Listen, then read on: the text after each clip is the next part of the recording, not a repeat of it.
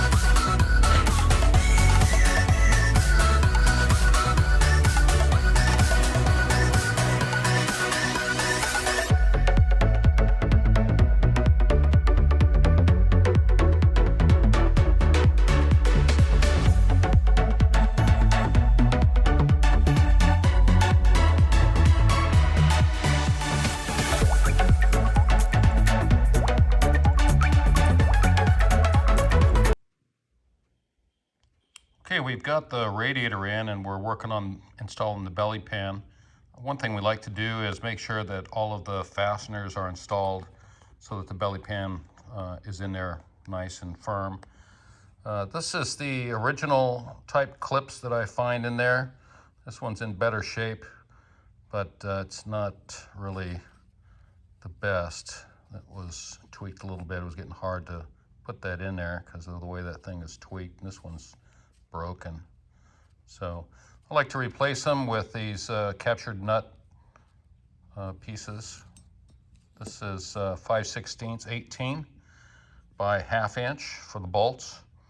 And ideally I go with these, I guess an integral washer, a serrated washer, and boom, get those things with some anti-seize and you're good to go. I've also used the loose washers, but sometimes they come loose. You know, they're hard to get in there sometimes. So the one item that is requires some modification when using these pieces is you have to grind them down a little bit on the side so that they're about that wide. I have to grind this one down a little bit more. Otherwise it doesn't fit into the slot. And that's only on the right and left side. The ones that go on the front don't need to be ground down like that. And the original 5/16 18 bolts in many cases will have more of a point to them.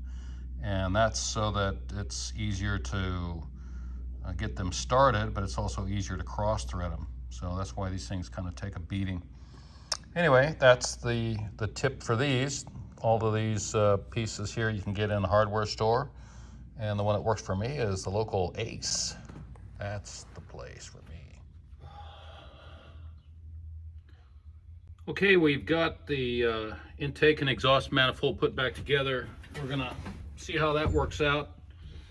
The changing of these studs that were in here didn't turn out as good as I'd like. Mostly because this, a lot of these broke off. The heat helped, got a few of those out, but a few too many broke off, and I don't really like that. Sometimes that makes the threads weak, and anyway, I did the best we could. It's definitely better than it was, and we are going to get this thing back on there. Should be no problem. We didn't have a sandblaster available, so we just gave this a good brushing and then hit the exhaust manifold with the high heat primer and high heat paint, and swapped out an intake manifold that I already had on the shelf, replaced the gasket in between, made sure that was all lined up, and instead of running studs through here, We just ran bolts. That seemed to be a lot easier, especially since I couldn't find the exact studs that I wanted, and boy did I try. I'm not going to wait for a mail order on this. I got to get this thing moving along. So anyway, we're going to put it on time lapse and get this thing rolling. What else did we do? Oh, we put the water neck on with the thermostat housing.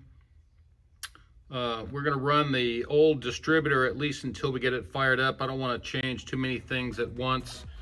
Besides, there's got to be a little bit of wiring done on this. I want to put a little circuit breaker in line with the HEI and also a relay.